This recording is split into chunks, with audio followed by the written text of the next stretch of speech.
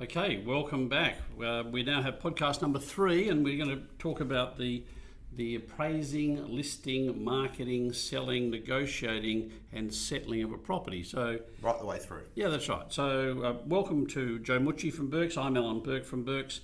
We're going to break this very, very large topic into 3 parts. So rather than having a podcast that goes for an hour, let's look at the appraising and listing process of a property going on the market. We'll discuss that in this podcast. Part 2 will be that of getting your property ready for marketing and what you have to do, what the agent does in order to market the property and get you an offer. And then part 3 is, what do I do when I get an offer? How do I negotiate it? How do I maximise my money? And once the contract is done, what happens with the settlement agent, the paperwork, until I finally get my sales proceeds? So, welcome, Joe. Good to see you again. Cheers, Al. And so let's go into the appraising and listing component of a sale. So, or putting a property on the market. So, an appraisal, Joe. Let's define terms. What is an appraisal, and how does it vary to, say, a valuation? Okay, so an appraisal is most of the time, if not all the time, carried out by a real estate agent, and is generally complimentary. We've always wanted to charge for them, but not something that we do. So yeah, that's a walkthrough by your agent, obviously if there's a home on the property, and we look at its attributes and assess what its current market worth would be in today's market at the time of the appraisal, based on a comparable sales of similar properties in the area or similar suburbs that might surround its location, against a valuation which is done by a licensed valuer, and that's somebody who's obviously gone to university and got a qualification, and you pay an amount to do that. Now, generally evaluation's done in certain circumstances or different circumstances where it might be that there is a deceased estate, or it's for a business transaction. Or government agency. Correct, or a government agency, whether it be the tax man or someone else. And obviously when you go to get your finance, the banks carry out a valuation, which is paid for part of your bank fees. So that is a completely different beast.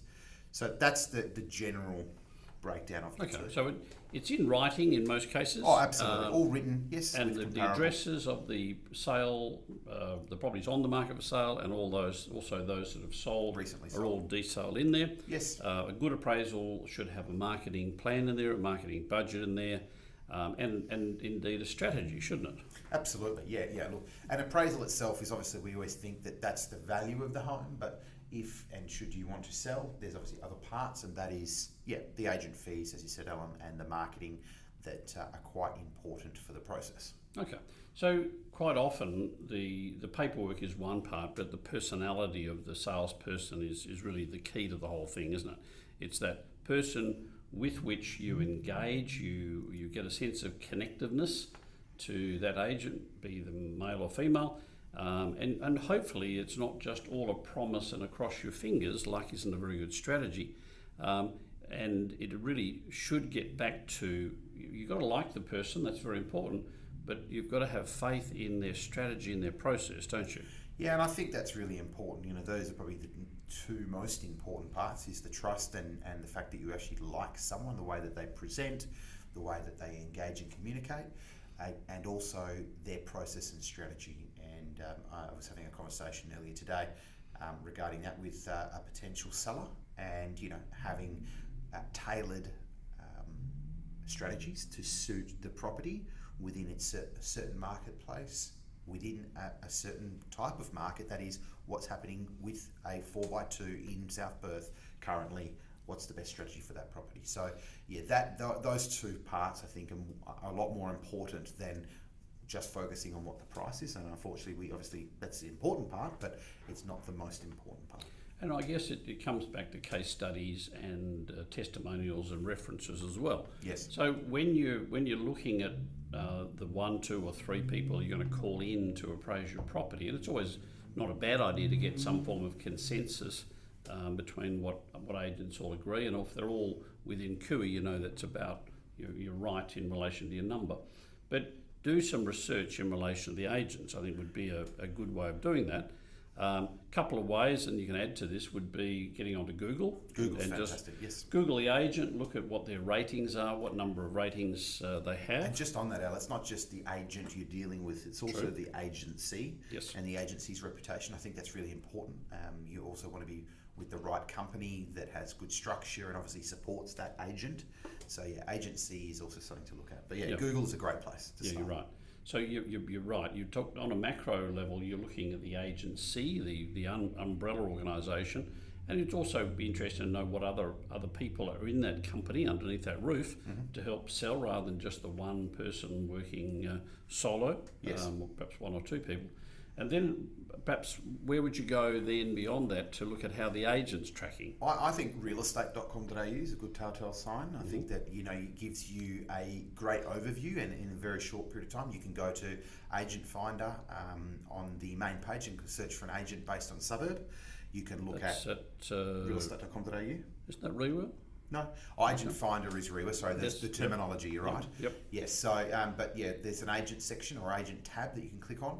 That takes you to their page, and again you can look at the agency there as well, and that'll show you what they've sold in that particular suburb, what they've in the last 12 months, what they've sold in other suburbs, their average days on market. It also is a great place to look at how that agent writes their blurbs for their property. So you can click on their sold, what they've currently got for sale. You can look at whether they include floor plans and videos and professional photography overlays, all those sorts of things. So it is a good quick snapshot of that agent and agency, of how they present properties, what they've done.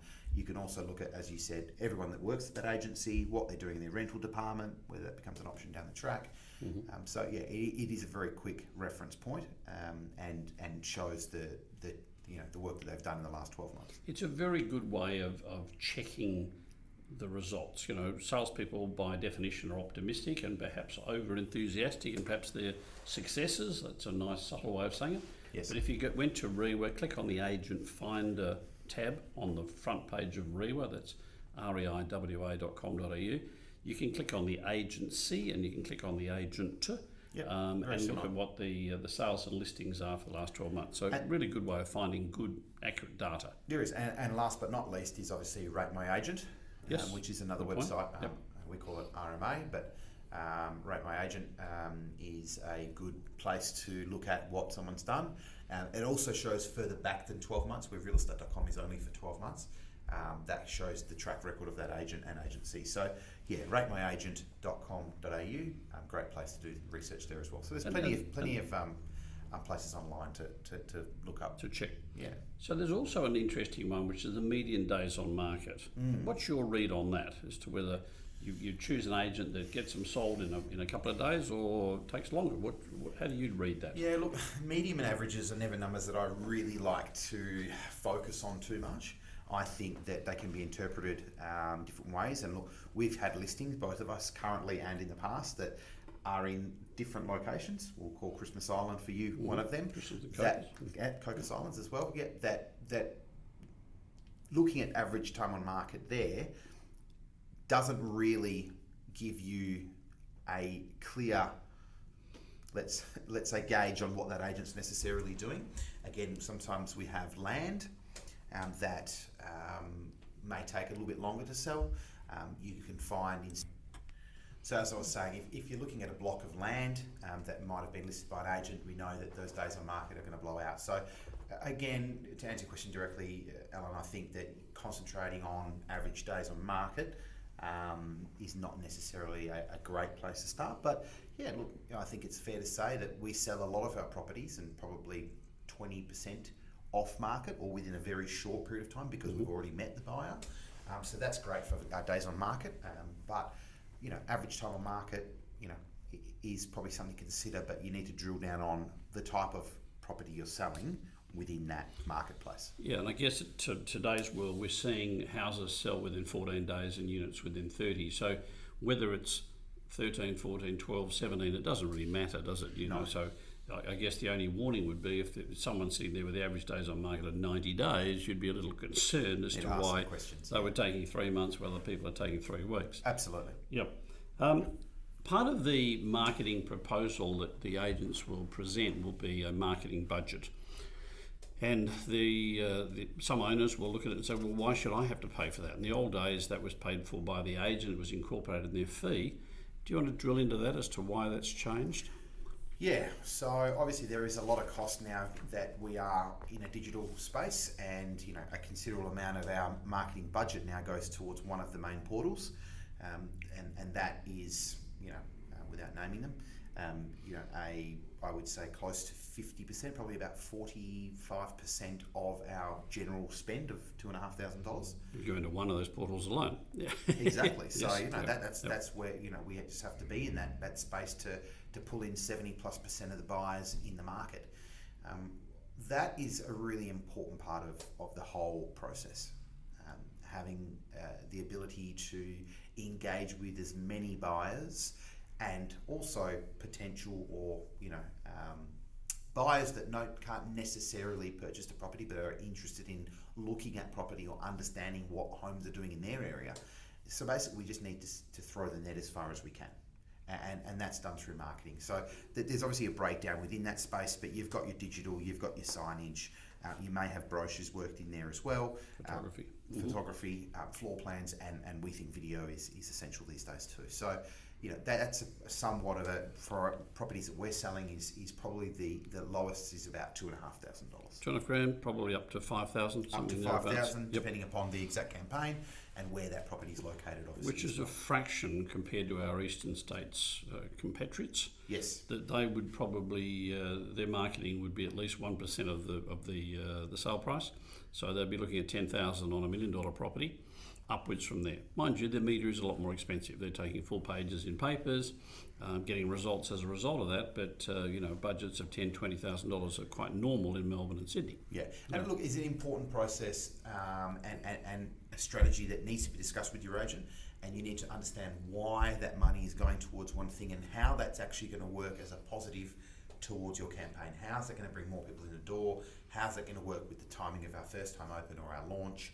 So on and so forth. So yeah, it's not just this is $2,500, here's $5,000 bill to pay, and we'll just spend that willy-nilly. It's no, what's the strategy behind actually using that to leverage and get as many people through the door and get us a multiple offer situation. Is it a one-size-fits-all for a certain value, or do you tailor make it? And that's what we're saying. Not at all. I think you need to consider obviously what you're selling in what market, and some homes we can sell with very minimal marketing in a short period of time to a database, and that can happen. But it is a very specific discussion and strategy that has to link up with the process of actually selling the home and opening it and so on. Okay. So the other part is obviously that of commission. You would negotiate with your salesperson, any negotiation, any discussion on fees.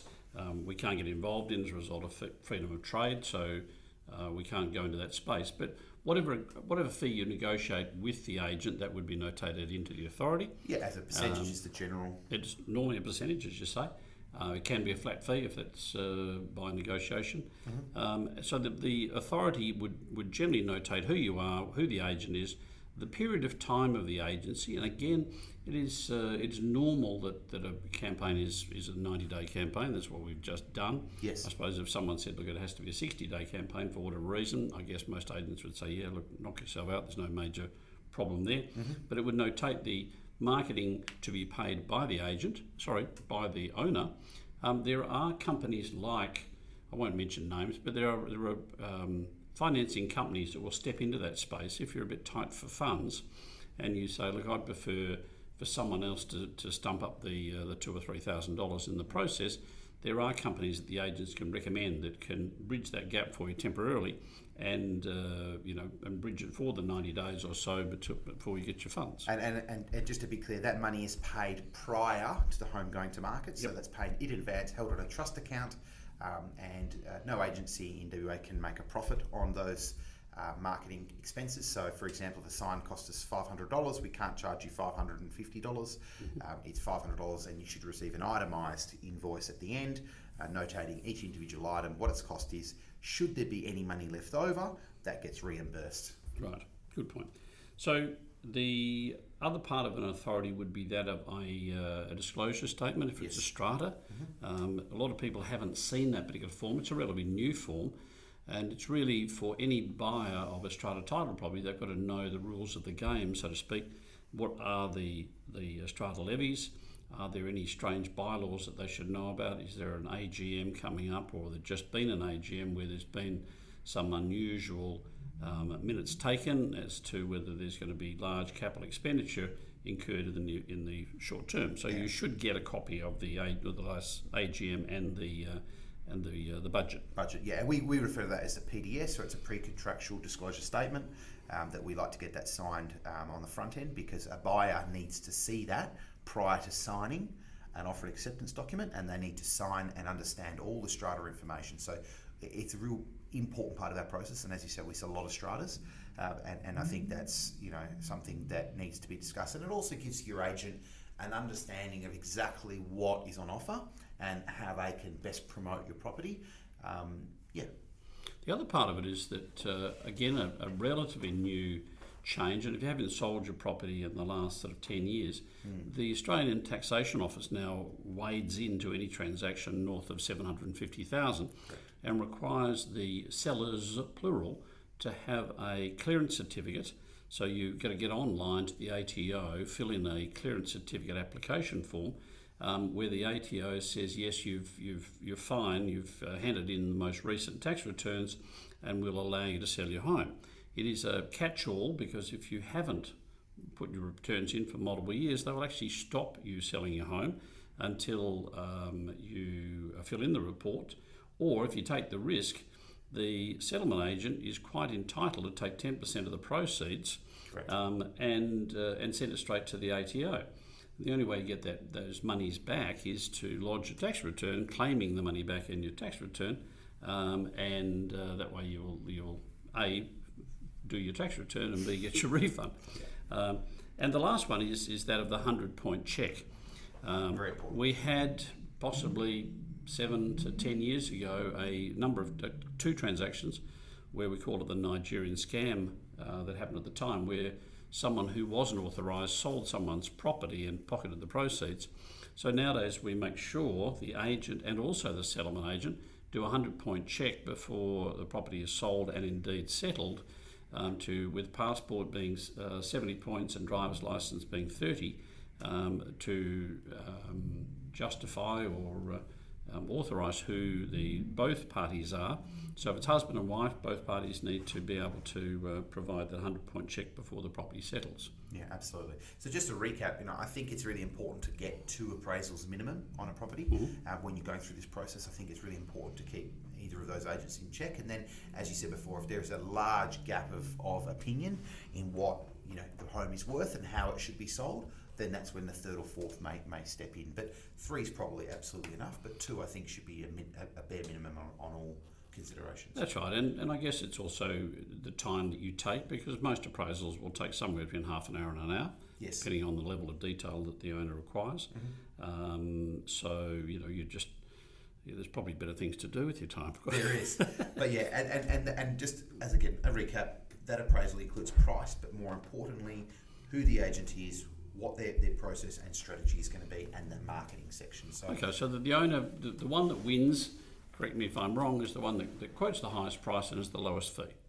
Yes, that's unfortunately a situation where you find most of our sellers that we pick up down the track have been on the market with another agent, where they've sat down with someone and really just focused on what the fee is. So again, marketing, process strategy, that's way more important and will give you a better outcome than focusing on what it's possibly going to, inverted commas, cost you. Yeah, the interesting irony is that the cheapest agent is actually probably the most expensive one that gets you more money so that your net proceeds are higher. Correct. Absolutely. Well, that's all. Okay, thank you. We'll see you in part 2. Thank you.